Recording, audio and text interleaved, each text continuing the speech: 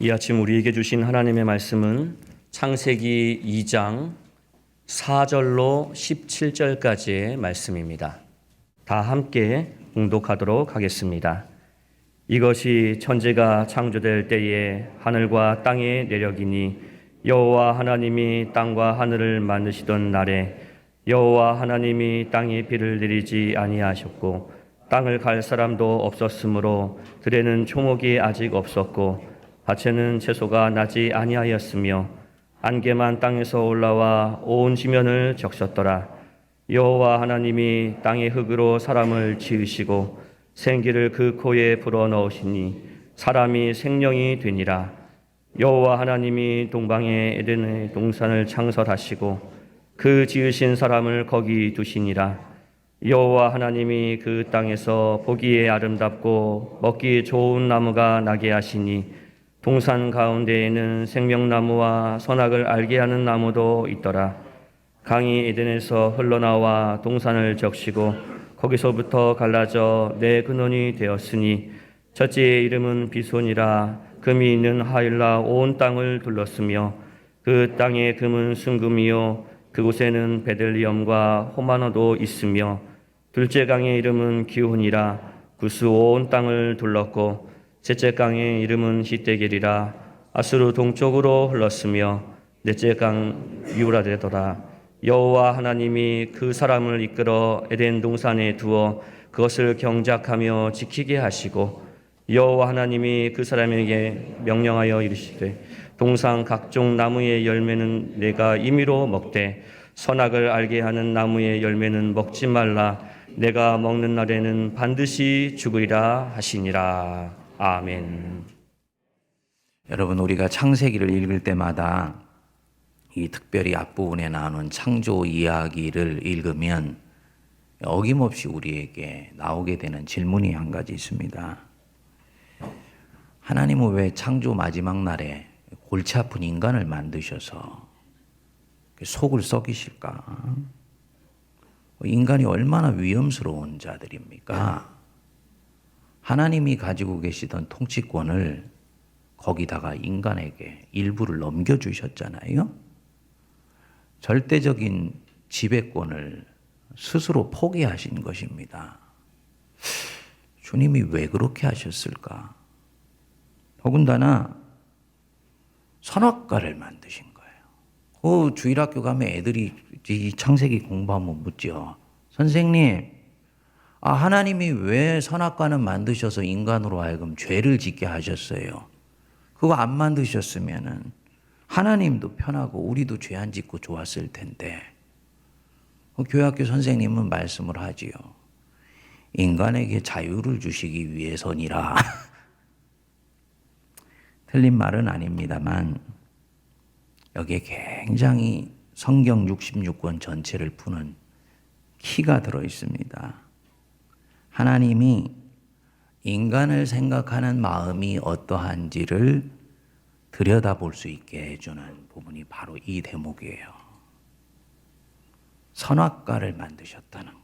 하나님이 우리 생각하는 마음이 어떠하신가.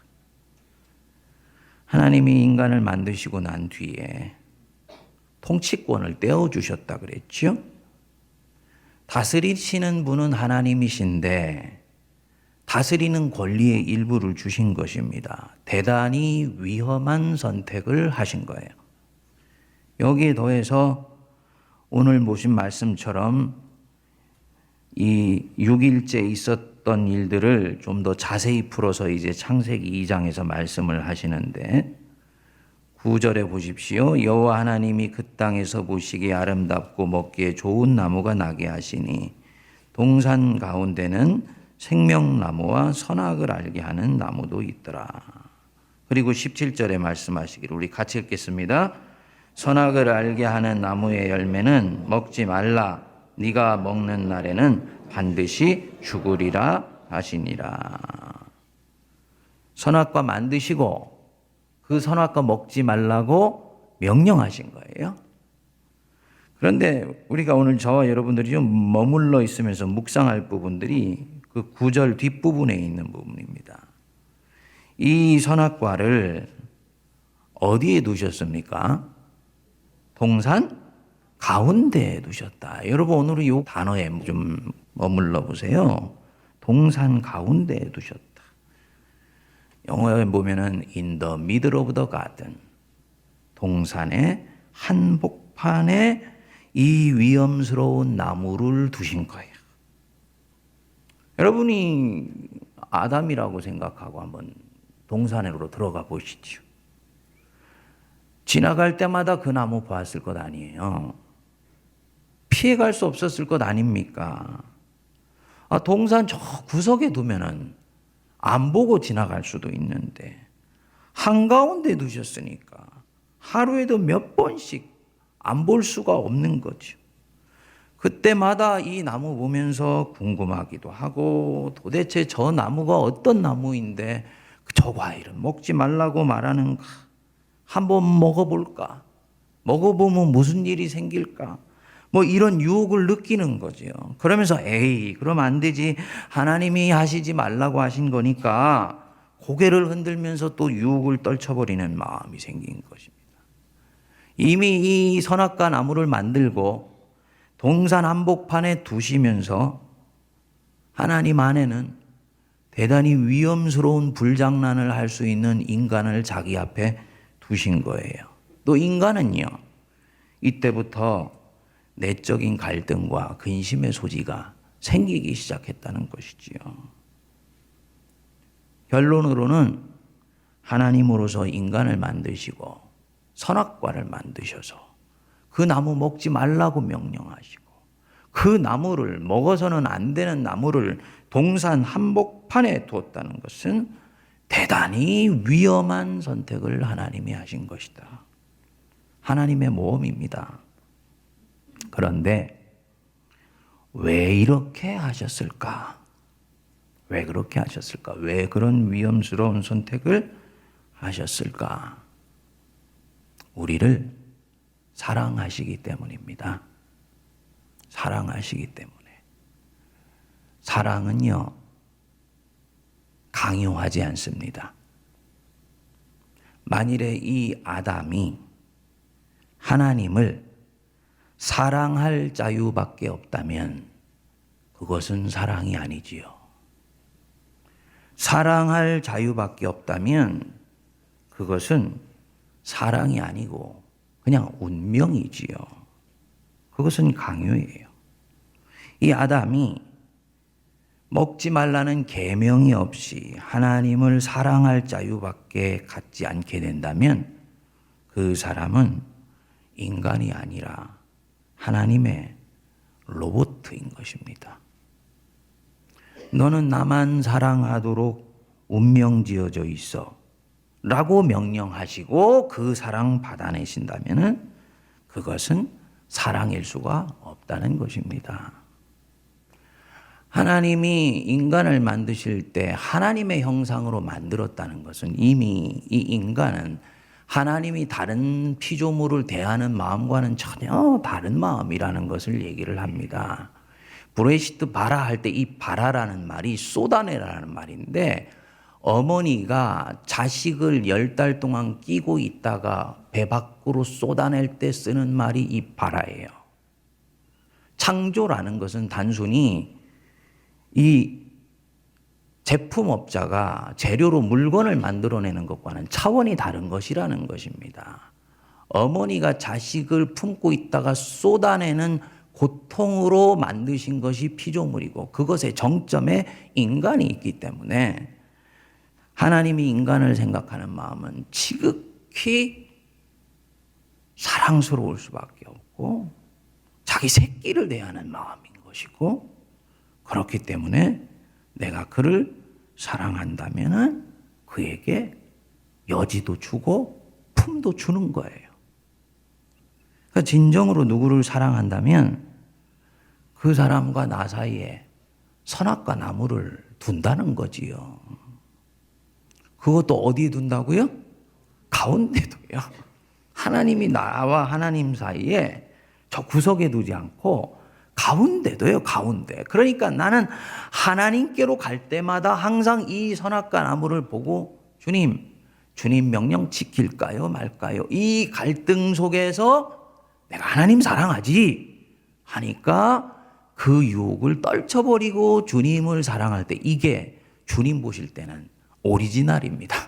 진짜 사랑이라는 거예요. 그래서 강요하지 않고 품을 주고 여지를 주어서 감동받고 깨우침받고 자발적으로 사랑하게 하는 것, 이것이 진짜 주님이 우리에게 베푸시는 사랑입니다. 그리고 이게 진정한 사랑인 것 같아요. 선악과 먹고 싶은 마음이 들지요. 그렇지만 내가 하나님 얼마나 사랑하는데 그분이 원하시지 않는 것은 내가 하고 싶지 않아 라고 생각하면서 그 나무가 주는 유혹을 떨쳐낼 때, 이것이 주님이 우리에게 원하시는 사랑입니다. 그리고 사람에게 받고 싶은 사랑이 그런 거예요. 그래서요, 하나님은 한 사람을 사랑하실 때 그 사람의 인생을 강제로 부러뜨리시지 않더라고요. 너 이곳에 있어야지 네가 잘 살게 되니까 넌 딴소리 하지 말고 여기서부터 시작하고 여기서 끝을 맺어, 이렇게 하시지 않더라고요.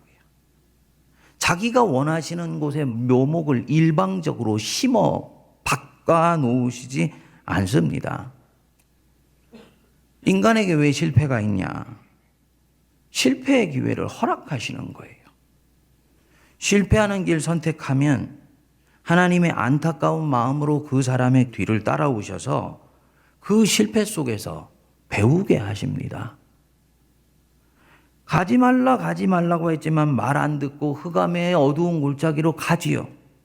그러면 하나님이 강제로 못 가게 하시지 않아요. 그러면 그건 사랑이 아니기 때문에 그 걸음 속에 함께하여 주셔서 그 흑암이 이 사람 삼키지 못하게 하시고 구해 주시고 난 뒤에 자신의 모습을 보여주셔서 그 주님의 마음에 감동받아서 자발적으로 이제는 그 흑암의 골짜기를 벗어나도록 하는 거예요. 이게 주님의 사랑이에요. 그래서 참 전형적으로 하나님 사랑을 보여주는 것이 집 나간 탕자를 기다리는 아버지의 심정이죠. 아버지가 그 자식이 지 유산 챙겨서 밖으로 갈 때 아버지는 저 자식이 아직 실패할 수밖에 없는데라는 마음이 있으셔요. 그렇지만 그렇게 하세요. 왜냐, 그것은 자식이 이제는 인격체로서 그렇게 하기를 진정으로 원하기 때문에, 그는 이제 어린아이가 아니라는 걸 알기 때문에 그렇게 하도록 허락해 주시고 그 가는 뒷꼭지를 바라보면서 진심으로 자기의 판단이 틀릴 수 있기를 바라면서 기도해 주십니다. 그리고 그 아들이 실패할 수 있는 가능성도 있다는 것을 알면서도 품을 만들면서 기다리세요. 아버지는 그렇게 하십니다. 망하는 걸 알면서도 그렇게 하는 게 진짜 사랑이냐? 아버지는 아는 거예요. 내 자식은 때가 되었을 때 실패할지라도 내가 그에게 주었던 사랑을 기억하여서 언젠가는 내 품으로 돌아올 것이다. 아버지는 집 나간 아들을 믿고요. 당신이 베푸시는 사랑이 그 아들의 위험 속에서 아버지의 얼굴을 떠올리게 하면서 아들을 자기에게로 돌아오게 할 수 있다는 강력한 자신감을 갖고 계신 것입니다. 놀라운 은혜지요. 이 사랑은 심지어는 자신이 만든 사람에게 손가락질 당하고 조롱당하고 멸시당할 위험도 감수합니다. 여러분들이 자녀들 낳을 때 자녀 때문에 고생할 건 모르고 자녀들 낳는 거 아니잖아요. 부부만 둘이 단촐하게 살면 얼마나 행복한데요. 그런데 자녀를 낳아요. 왜냐하면 누군가 내가 사랑할 나의 분신을 나는 원하기 때문이에요. 그리고 그 자녀 때문에 시간 바쳐 몸 바쳐 나중에는 그 자녀 때문에 속도 상해 이런 것을 다 감수합니다. 그게 부모의 마음이에요. 근데 기억하십시오. 인간인 부모의 마음도 자녀를 향해 그러한데 하나님 아버지는 죄 많은 인간 부모보다 천배 만배 그 마음을 품고 계시다는 거. 여기까지밖에 제가 설명을 못 드리겠어요. 근데 하나님의 사랑이 이런 거라는 것이죠. 그러니까 여러분들이 무신론자들이 하나님이 어디 있어 하늘을 보며 손가락질할 때 주님이 하늘에서 그런 사람 불벼락 내리시지 않는 것이요. 하나님이 그럴 수 있는 능력이 없어서 그런 것이 아니라는 걸 기억해야 됩니다. 그분이 능력이 없으시기 때문에 참는 게 아니에요. 사랑하시기 때문에 참는 거예요. 사랑하시기 때문에 멸시도 조롱도 받으시는 거예요. 사랑하기 때문에 십자가에서 내려와 얘기하지만 안 내려오시는 거예요. 내려오실 능력이 없기 때문에 아니고 거기에 그대로 매달려 있는 것이 하나님이 인간을 사랑하는 길이기 때문입니다. 이 모든 주님의 결정이요. 이미 1장과 2장에서 인간을 만들 때 시작된 것입니다.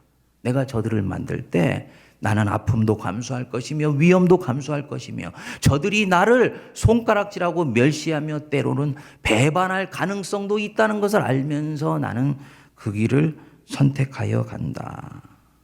그 사도 바울이 고린도전서 12장에서 사랑에 대해서 이렇게 쭉 서술을 하지 않습니까? 오늘 새벽에 읽으면서 이게 인간이 인간을 사랑하는 것을 얘기하는 것이 아니고 하나님이 우리를 이렇게 사랑하신 부분을 사도 바울은 알고 있었구나. 사랑은 오래 참고, 그렇죠? 하나님 우리를 오래 참. 사랑은 온유하며, 사랑은 무례하게 행하지 아니하며 하나님이 우리에게 무례하게 행하시지 않는 거예요. 그러니까 인생을 부러뜨리시지 않고 기다리시고 참으시며 그를 감동시켜서 우리로 하여금 그분을 사랑하게 하는 거죠. 모든 것을 참으며 모든 것을 믿으며 모든 것을 바라며 모든 것을 하나님이 견디신다. 그러니까 너희들도 주님이 너희들을 지금 이렇게 사랑하고 있듯이 너희들도 그렇게 사랑을 빚어가라. 여러분, 누군가 떠오르는 사람이 있습니까? 내가 그 사람 그렇게 사랑하고 있는가? 여러분, 사랑이라는 이름으로 내 마음대로 하려고 하지 마십시다. 사랑이라는 이름으로 누군가를 자기 손으로 컨트롤하려고 하지 마세요. 내 뜻대로 되지 않는다고 붕괴하지 않아야 되는구나. 자녀, 내 뜻대로 되지 않는다고 붕괴하지 않아야 되는구나. 이제는 그 자녀가 장성하였으니 기도해 주면서 아버지의 사랑을 신뢰하고 아버지가 모험을 감행하면서도 기꺼이 그렇게 하신 것은 그분은 결국은 인간을 돌아오게 할 자신이 있으셨던 것입니다. 그 하나님 신뢰하고 주님께 우리는 기도하는 거예요. 분개하는 것은 사랑이 아니라 무례한 것이다. 인간의 모든 관계, 부모와 자식 관계에 있어서 자녀가 부모한테 무례하면 안 되는 것 같이 부모도 자녀에게 무례하면 아니 되는 거지요. 사랑과 사랑과의 관계에서 무례하지 않고 모든 것을 믿으며 모든 것을 바라며 모든 것이 견디느니라. 여러분들 그 떠오르는 사람, 그 사람과 나 사이에 틈을 주시고 이제는 여지를 좀 주십시다. 그리고 그 사람과 내 가운데 선악과 좀 두세요. 그래서 그 사람이 내가 준 선택과 품과 여지를 통해서 나를 사랑하고 싶은 자발적인 마음으로 올 수 있도록 하는 이런 여지를 좀 두세요. 그리고 기다려 주세요. 선택이 위험스러워 보여도 존중해 주십시오. 하나님은 하나님의 일을 하십니다. 그것이 사랑이에요. 우리 주 예수 그리스도의 크신 은혜와 하나님 아버지의 만극하신 사랑하심과 성령님의 위로교통 감동 감화 역사하심이 우리 사이에 기꺼이 선악과 나무를 한복판에 두셔서 우리로 하여금 선택하고 자율적으로 자발적으로 죽게 나가게 하시는 그 그 놀라운 사랑 베풀어 주셨듯이 우리도 내 형제 자매 사이에 선악과를 두어 주어 그들로 하여금 생각하며 깨우치며 또 우리에게 나올 수 있는 틈과 여지를 주며 서로 사랑하기로 다짐하는 모든 주의 백성들 머리머리 위에 피로 값주고 사신 이 제단과 한국교회 위에 이 나라 이 민족 위에 이제로부터 영원토록 함께하옵시기를 간절히 축원하옵나이다. 아멘.